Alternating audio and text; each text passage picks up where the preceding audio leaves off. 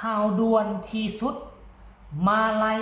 20 ล้านหรือว่ามาลัย20 ล้านแตกงานแรกที่รับเชิญไปแสดงอยู่ที่บ้านเกิดแขวงสวรรณเขตสปป.ลาวของน้องธิดาลาวทักทายสบายดี FC แฟนคลับทุกท่านที่เคารพและนับถือเป็นอย่างสูงมาพบมาพ้อกันในคลิปนี้มีข้อมูลข่าวสารเกี่ยวกับเรื่องอึ้งทึ่งหน้าเหลือเสือเกี่ยวกับน้องธิดาลาวเอามาฝากเอามาต้อนเส้นเก่าเส้นเคยต้องขอทักทายสบายดี FC ของธิดาลาวทั้งสองฝากฟังแม่น้ำของแล้วก็ FC ธิดาลาวอยู่ทางยุโรปอยู่ทางอเมริกาเอิ้นว่า FC ต่างแดนปัจจุบันนี้เนาะก็คงจะอยู่ในช่วงตอนสายๆบ่ายๆเห็นเจบ่าวลาวลงคลิปก็พากันกดไลค์กดแชร์แน่เพื่อเป็นกำลังใจให้เจบ่าวลาวเนาะเรื่องราวมันเป็นไปเป็นมาคือแนวใดเนาะมื้อนี้พวกเฮาก็ยังติดตามน้องธิดาลาวอย่างใกล้ชิดเนาะ1 ชั่วโมงที่ผ่านมานี่เห็นพ่อผู้ศรีวิไลได้โพสต์เคลื่อนไหว3 ใบเทาไอ้ปรารถนาน้องธิดาลาวแต่งโตสำเร็จเสร็จสิ้นแล้วและพร้อมบอกว่าพร้อมแล้วคืนนี้ห้องเพลงงั้นกองกฐินที่วัดสีบุญเฮืองวาซะเด้บุญนี่บ่มีไผปั่นแจกมันบ่แหกออกได้คือจังไม่พากลางวาซะเด้ไผจะได้บุญผู้นั้นก็ไปเฮ็ดเอาเด้อแต่บ่แน่นะคันกดไลค์กดแชร์ให้ช่องพ่อผู้ศรีวิไลนี่บางทีก็จะได้บุญไปนำกันเนาะและหลังจากนั้นต่อมาก่อนหน้านี้ประมาณ2 ชั่วโมงที่ผ่านมาพอผู้ศรีวิไลได้มาโพสต์ขึ้นไว้เกี่ยวกับงานคอนเสิร์ตน้องธิดาลาวถูกเซิญหรือว่าถูกจ้างให้ไปแสดงอยู่ที่สวรรณเขต บ้านเกิดเมืองนอนของน้องธิดาลาวอยู่ที่ทั้งสปป.ลาวเจบ่ลาวก็บ่คิดบ่ฝันว่าจะมีพ่อฮักแม่ฮักเจ้าบุญทุ่มโอนเงินมาให้ซ้ำว่านำเป็น FC แฟนคลับอยู่ทางเมืองไทยอีกทุ่มเงินเป็นเงินมาลัยให้น้องธิดาลาว20 ล้านกีบป้าโถหลักล้านไปงานรับเชิญงานแรกอยู่ที่บ้านเกิดมาลัยล้านแตกแล้วมันบ่แม่นล้านธรรมดาเลย20 ล้าน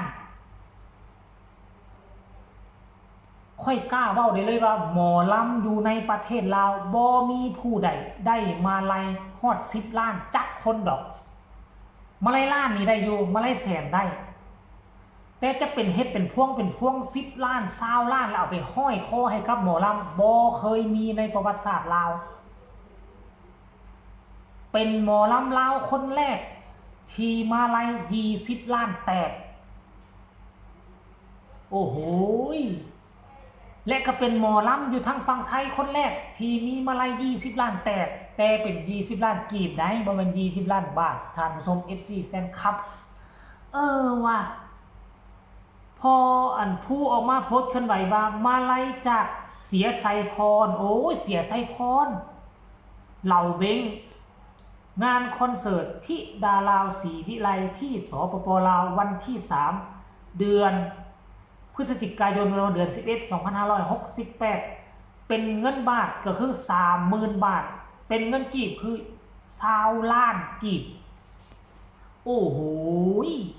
โพสต์ไป2 ชั่วโมงคนเข้ามากดไลค์เกือบ 2,000 กว่าไลค์ป้าคอมเมนต์ถล่มทลายเกือบ300 กว่าคอมเมนต์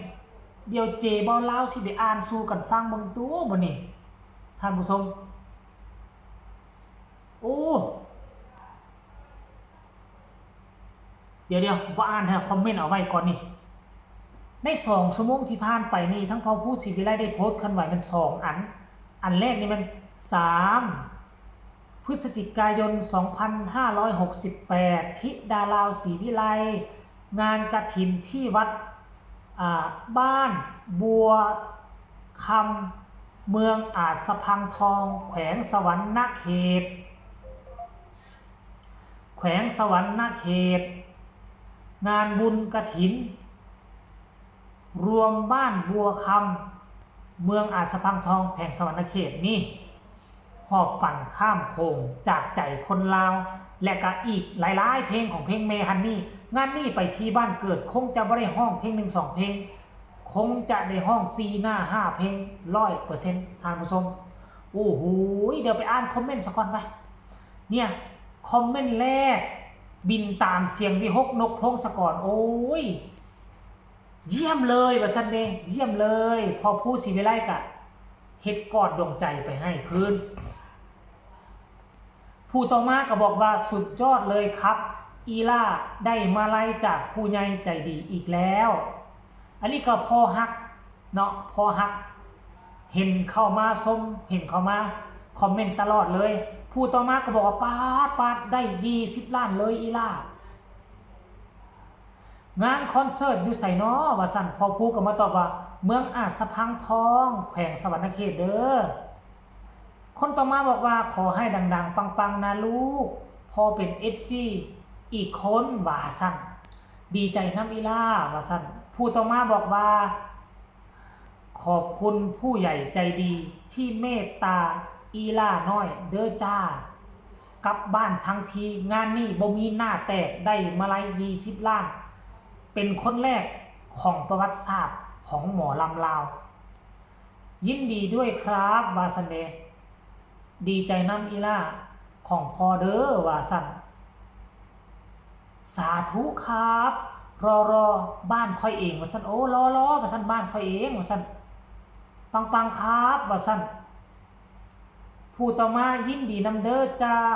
อาจารย์ผู้ขอบคุณเสียไซพรเหล่าเบ้งที่เอ็นดูน้องทิดาลาวที่ได้เนี่ยน้องทิดาลาวที่ได้แล้วว่าสันเนี่ยเอ้าโอเคอันนี้คือส่วนหนึ่งของบรรดา FC แฟนคลับเข้ามาประกอบความคิดความเห็น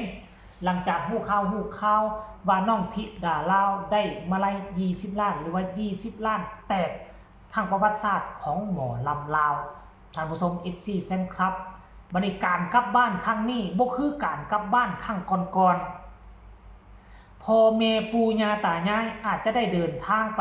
เกาะอยู่ที่หน้าเวทีหรืออาจจะเป็นผู้มอบมาลัยให้น้องเอามาลัยไปคล้องคอให้น้องที่ดาลาวด้วยมือของตนเองก็เป็นไปได้ท่านผู้ชม FC แฟนคลับกลับบ้านครั้งนี้แบบบ่หน้าลามีมาลัย20 ล้านกลับไปฝากแฟนๆและค่อยเชื่อว่านะนอกจากท่านนี้ยังมีพ่อแม่ท่านอื่นยังจะคอยทยอยโอนมาให้และซ้ำบ่นำFC แฟนคลับอยู่ทางฝั่งลาวก็น่าจะไปให้กำลังใจยานล้นหลามเส้นเดียวกันท่านผู้ชม FC แฟนคลับก่อนนอนคลิปนี้ก็ขอฝากฝังเอาไว้ซ้ำนี้กันแล้วกันฝากทุกคนกดไลค์กดแชร์กดติดตามให้แน่เพื่อจะบ่พลาดในคลิปต่อไปที่สำคัญอย่ากดข้ามโฆษณาพบกันใหม่ในคลิปหน้าสำหรับคลิปนี้ขอกล่าวคำว่าสบายดี